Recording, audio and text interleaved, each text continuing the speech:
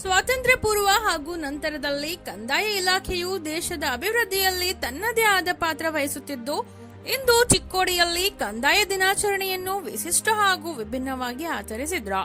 ಹೌದು, ದಿನನಿತ್ಯ suit, boot, pant, shirt ಹಾಕಿಕೊಂಡು ಕಚೇರಿಗೆ ಬರುವ ಅಧಿಕಾರಿಗಳು, ನೌಕರರು ಇವತ್ತು ಫುಲ್ ಡಿಫರೆಂಟ್ ಗೆಟಪ್ ನಲ್ಲಿ ಆಗಮಿಸಿ ಗಮನ ಸೆಳೆದ್ರು. ಈ ಕಂದಾಯ ದಿನಾಚರಣೆಯನ್ನು ಡಯಟ್ ಸಭಾಭವನದಲ್ಲಿ ಆಚರಣೆ ಮಾಡಲಾಯಿತು. ಈ ಕಾರ್ಯಕ್ರಮವನ್ನು ಸಸಿಗೆ ನೀರು ಹಾಕುವುದರ ಮೂಲಕ ಚಾಲನೆ ನೀಡಲಾಯಿತು. ಸ್ವಾತಂತ್ರ್ಯ ಪೂರ್ವ ಹಾಗೂ ನಂತರದಲ್ಲಿ ಕಂದಾಯ ಇಲಾಖೆಯು ದೇಶದ ಅಭಿವೃದ್ಧಿಯಲ್ಲಿ ತನ್ನದೇ ಆದ ಪಾತ್ರ ವಹಿಸುತ್ತಿದ್ದು, ಇಂದಿಗೂ ಕೂಡ ಕಂದಾಯ ಇಲಾಖೆಯು ಒಂದೇ ಇಲಾಖೆಯ ಕೆಲಸ ಮಾಡುವ ಇಲಾಖೆ ಅಲ್ಲ, ವಿವಿಧ ಇಲಾಖೆಯೊಂದಿಗೆ ಸೇರಿ ಕೆಲಸ ಮಾಡುವ ಇಲಾಖೆಯಾಗಿದ್ದು, ಒಬ್ಬ ವ್ಯಕ್ತಿಯ ಹುಟ್ಟಿನಿಂದ ಸಾಯುವವರೆಗೆ ಸದಾ ಜೊತೆಯಲ್ಲಿ ಇರುವ ಇಲಾಖೆ ಅದು ಕಂದಾಯ ಇಲಾಖೆಯಾಗಿದೆ. ಅಧ್ಯಕ್ಷತೆ ಸ್ಥಾನ ವಹಿಸಿರುವ ತಹಶೀಲ್ದಾರ್ ಚಿದಂಬರಂ ಕುಲಕರ್ಣಿ ಅವರು ಈ ಕಾರ್ಯಕ್ರಮ ಅಧ್ಯಕ್ಷತೆಯ ನುಡಿಗಳನ್ನು ಹೇಳುವುದರ ಜೊತೆಯಲ್ಲಿ ಈ ಕಂದಾಯ ಇಲಾಖೆ 1982ರ ಮೊದಲು ಹೇಗೆ ಇತ್ತು, ಇಂದು ಹೇಗೆ ಇದೆ ಎಂಬುದರ ಕುರಿತು ಸಂಪೂರ್ಣ ಮಾಹಿತಿಯನ್ನು ನೀಡಿದರು. ಉಪ ತಹಶೀಲ್ದಾರ್ ಜಿ ಸರಿತಾ, ಉಪ ತಹಶೀಲ್ದಾರ್ ಪಿಬಿ ಸಿರಿವ ಈ ಕಾರ್ಯಕ್ರಮವನ್ನು ಉದ್ದೇಶಿಸಿ ಮಾತನಾಡಿದರು. ಇದೇ ಸಂದರ್ಭದಲ್ಲಿ ಸಿಎಸ್ ಕುಲಕರ್ಣಿ ತಹಶೀಲ್ದಾರರು ಚಿಕ್ಕೋಡಿ, ಪಿಬಿ ಶಿರವಂತ್ ಶಿರಸ್ತೆದಾರರು ಮತ್ತು PV Solapure, G Saritha, RB Bharmappagol, RI Naik, DS Vatagude, MA Nagarale, ಕಂದಾಯ ಇಲಾಖೆಯ ಎಲ್ಲ ಗ್ರಾಮ ಆಡಳಿತ ಅಧಿಕಾರಿ ಮತ್ತು ಸಿಬ್ಬಂದಿ ವರ್ಗದವರು ಉಪಸ್ಥಿತರಿದ್ದರು.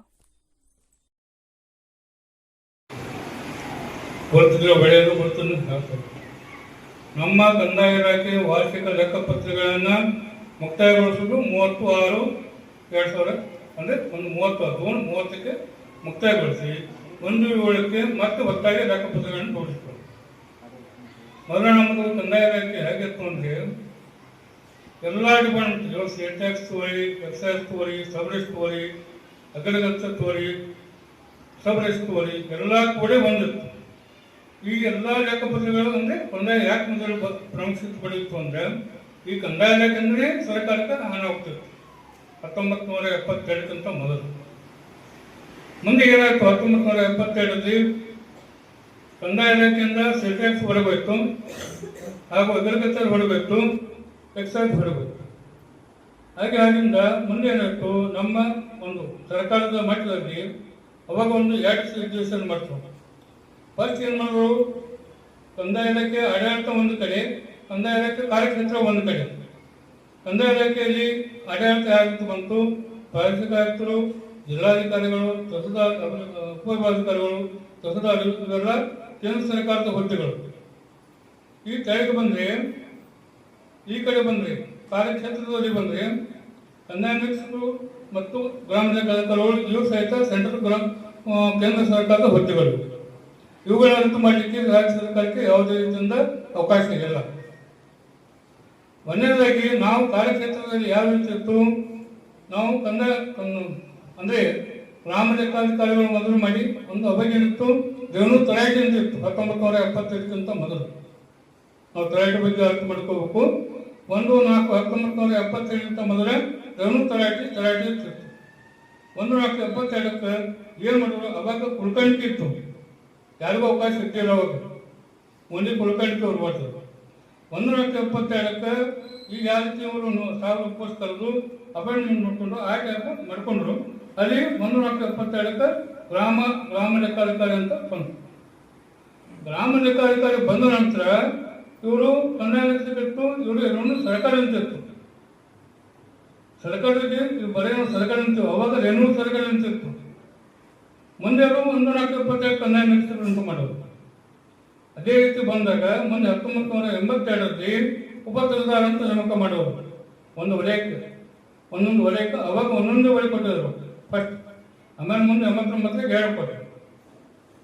ಆ ವಲಯಕ್ಕೆ ಬಂದು ಸ್ಟೇಟ್ ಗೌರ್ಮೆಂಟ್ ಪೋಸ್ಟ್ಗಳು ನಿಮಗೆಲ್ಲ ಕೊಡ್ತಿದ್ರು, ಯಾವ ರೀತಿ ಇರ್ತಾವ ಅಲ್ಲಿ ಕೊಟ್ಟು ಅವರಿಗೆ ಅವ್ರ ಕಂದಾಯ ನಿರೀಕ್ಷಕ ಕೊಟ್ಟು ಕಂದಾಯ ಗ್ರಾಮ ಲೆಕ್ಕಾಧಿಕಾರಿ, ಗ್ರಾಮ ಸಹಾಯಕರು ಅನ್ನುವಂಥ ಒಂದು ಮಾತು ಬಂತು.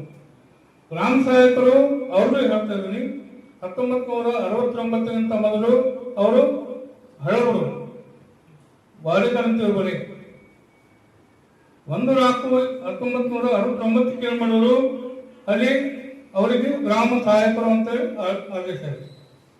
ಇವತ್ತು ಪ್ರಚಲಿತ ಅದು.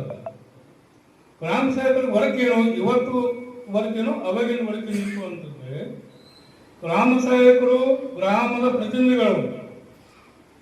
ಗ್ರಾಮದಲ್ಲಿ ಏನೇ ಅವರು ಸಣ್ಣ ಯಾರಾದ್ರು ಹೇಳಾಡ್ತಕ್ಕ ಅವ್ರಿಗೆ ಗೊತ್ತಾಗ್ತದೆ. ಇವತ್ತಿನ ಮಟ್ಟಿಗೆ ಆ ರೀತಿ ಇಲ್ಲ. ನಮ್ಮ ಗ್ರಾಮ ಸಹಾಯಕರು ಯಾವಾಗ ತುಡುಕಾಗ್ತಾರೆ ಅವತ್ತು ಕಂದಾಯ ಲೆಕ್ಕ ತುಡುಕಾಗ್ತದೆ. ಗ್ರಾಮ ಮಟ್ಟದಾಗ ಯಾವುದೋ ಅಹಿತಕರ ಘಟನೆಗಳಾಗಲಿ, ಹಿತಕರ ಘಟನೆಗಳಾಗಲಿ, ಒಳ್ಳೆಯ ಘಟನೆ ಆಗಲಿ ಅಥವಾ ಮುಂದೆ ಆಗತಕ್ಕಂಥ ಘಟನೆಗಳಾಗಲಿ ಅವುಗಳನ್ನು ನಾವು ಮೇಲಾಧಿಕಾರಿಗಳಿಗೆ ಮೊದಲು ತಿಳಿಸ್ತೀವಿ. ಆಮೇಲೆ ದಪ್ತರದ ನಾವು ನಿರ್ವಹಣೆ. ಈ ಗ್ರಾಮ ದಪ್ತರ ಒಳಗೆ ಕೆಲವ್ರಿಗೆ ಗೊತ್ತೈತಿ, ಕೆಲವ್ರಿಗೆ ಗೊತ್ತಿಲ್ಲ. ಯಾವ ದಪ್ತರಪ್ಪ ಎಷ್ಟು ಭಾವ ನೋಡಿ. ಮೊದಲು ನಾವು ತಲಾಟಿ ಇದ್ದಾಗ 1-18 ಅಂತಿರು, 1ರಿಂದ 18. ಮರಾಠಿ ಶಬ್ದದ 1-18 ಅಂದ್ರೆ 1ರಿಂದ 18. ನಮ್ಮನೆ 1ರಿಂದ 18ರವರೆಗೆ ಗ್ರಾಮ ದಪ್ತರನ್ನ ಆಗ ಮೊದಲು ಮಾಡ್ತಿದ್ರು, ನಿರ್ವಹಣೆ ಮಾಡ್ತಿದ್ರು. 18 ರಿಜಿಸ್ಟರ್ಗಳು ಇರ್ತಿದ್ವು. ಆ ಕಮಾಂಡ್ ಬುಕ್ ನಮ್ಮ ಕೈಯಾಗಿತ್ತು, ಡೈರಿ ಬುಕ್ ನಮ್ಮ ಕೈಯಾಗಿತ್ತು, ನಾವು ನಿರ್ವಹಣೆ ಮಾಡ್ತಿದ್ರು.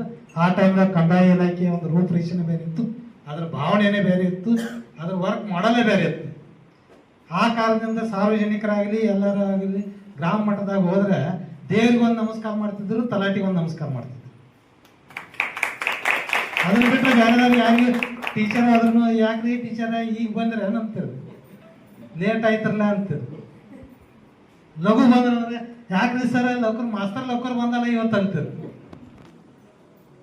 ಈಗ ಹಳ್ಳಿಯಾಗ ಸಾರ್ವಜನಿಕರು ಎಲ್ಲ ಹೊಲಕ್ಕೆ ಹೋಗುವಾಗ ಯಾರೇ ನಮ್ಮ ಎಜುಕೇಶನ್ ಡಿಪಾರ್ಟ್ಮೆಂಟ್ ಟೀಚರ್ ಆಗಲಿ ಯಾರು ಅಧಿಕಾರಿಗಳು ಬಸ್ ಸ್ಟ್ಯಾಂಡ್ ಇರೋದು ನಡ್ಕೊತ ಹೋಗುವಾಗ ಸರ್ ಯಾಕೆ ಇವತ್ತು ಲೌಕರ್ ಬಂದಾರಲ್ಲ ಅಂತ ವ್ಯಂಗ್ಯವಾಗಿ ಮಾತಾಡ್ತಾರೆ. ಅದೇ ಒಬ್ಬ ಗ್ರಾಮ ಲೆಕ್ಕಾಧಿಕಾರಿ, ಒಬ್ಬ ತಲಾಟಿ, ನೀವು ಹಳ್ಳಿಯಾಗ ಹೋದ್ರಿ ಅಂದ್ರೆ ದಿವಾಂಜಿ ಬಂದಾರಪ್ಪ, ಕುಲಕರ್ಣಿಯವ್ರು ಬಂದಾರಪ್ಪ, ತಲಾಟಿಯವ್ರು ಬಂದಾರಪ್ಪ ಅಂತ ನೋಡಿದವ್ರು ಸಹಿತ, ಗೊತ್ತಿಲ್ದವ್ರು ಸಹಿತ ನಿಮ್ಗೆ ಶರ್ಟ್ ಹೊಡಿತಾರೆ. ಯಾರು ಹೋಗೋ ಮನುಷ್ಯ ಒಬ್ಬ ಶರ್ಟ್ ಹೊಡೆದಾರ, ನಮಸ್ಕಾರ ಸಾಹೇಬ್ರ ದೇವಂಜರ್ ಬಂದಾರ, ಹಿಂದೆ ಗೊತ್ತಿಲ್ದವ್ ಸಹಿತ ನಮಸ್ಕಾರ ರೀ ಅಂತಾವ.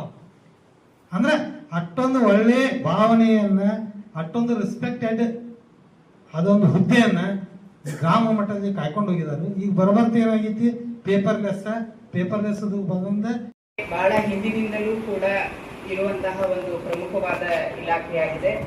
ಹಿಂದೆ ರಾಜ ಮಹಾರಾಜರ ಕಾಲದಿಂದಲೂ ಕೂಡ ಇದು ಅಸ್ತಿತ್ವದಲ್ಲಿದ್ದು ಇಂದಿಗೂ ಕೂಡ ಇರುವಂತ ಇಲಾಖೆ ಆಗಿದೆ.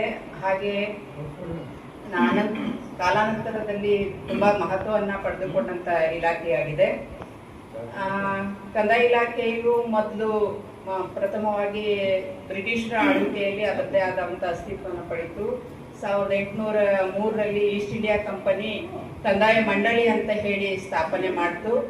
ಆ ನಂತರ 1800ರಲ್ಲಿ ಕಂದಾಯ ವಸೂಲಾತಿ ಕಾಯ್ದೆಯನ್ನ ಬ್ರಿಟಿಷರು ತಂದ್ರು.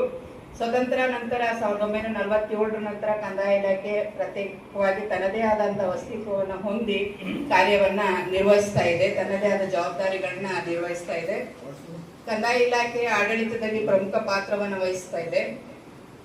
ಕಂದಾಯ ಇಲಾಖೆ ಪ್ರಮುಖವಾಗಿ ಭೂ ಮತ್ತು ಆಸ್ತಿಗಳ ರಕ್ಷಣೆ ಮತ್ತೆ ಅದರ ನೋಂದಣಿ ಮತ್ತೆ ಅದರಿಂದ ಕಂದಾಯ ವಸೂಲಾತಿ ಮಾಡುವಂತ ಕಾರ್ಯವನ್ನ ಪ್ರಮುಖವಾಗಿ ನಿರ್ವಹಿಸುತ್ತೆ. ಮತ್ತೆ ನೆರೆ ಹಾವಳಿ, ಪ್ರಕೃತಿ ವಿಕೋಪ ಈ ತರ ಸಂದರ್ಭದಲ್ಲಿ ಪರಿಹಾರ ಕಾರ್ಯಗಳನ್ನ ಸಹ ಕಂದಾಯ ಇಲಾಖೆ ನಿರ್ವಹಿಸುತ್ತೆ.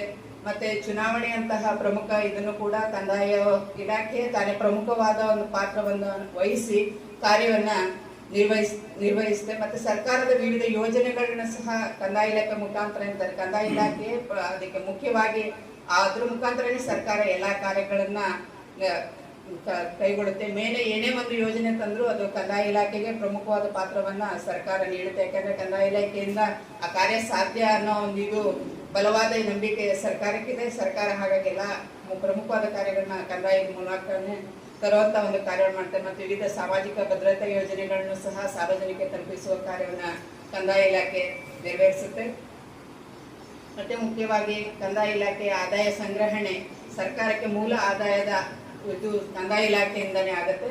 ಅದರಿಂದ ವಿವಿಧ ಸವಲತ್ತುಗಳನ್ನ ಸರ್ಕಾರ ನಾಗರಿಕರು ತಲುಪಿಸುವ ಕಾರ್ಯವನ್ನು ಕೂಡ ನಮ್ಮ ಇಲಾಖೆ ಮುಖಾಂತರನೇ ಮಾಡುತ್ತೆ. ಕಂದಾಯ ಇಲಾಖೆಯಲ್ಲಿ ನಾವು ಕೆಲಸ ನಿರ್ವಹಿಸ್ತಂದ್ರೆ ಪುಣ್ಯ ಮಾಡಿದ್ವಿ ಅಂತಾನೆ ಸರ್ಗಳು ಹೇಳ್ದಂಗೆ ನಾವು ಪುಣ್ಯನೇ ಮಾಡಿದ್ದೀವಿ. ಈ ಇಲಾಖೆಯಲ್ಲಿ ಕೆಲಸ ಮಾಡೋದಕ್ಕೆ ಪುಣ್ಯ ಮಾಡಿರ್ಬೇಕು. ಯಾಕಂದ್ರೆ ಸಾರ್ವಜನಿಕ ನೇರವಾಗಿ ಸಂಪರ್ಕ ಇಟ್ಟು ಅವ್ರ ಕೆಲಸ ಕಾರ್ಯಗಳನ್ನ ಮಾಡುವಂತ ಒಂದು ಭಾಗ್ಯ ನಮ್ಗೆಲ್ಲರಿಗೂ ಸಿಕ್ಕಿದೆ.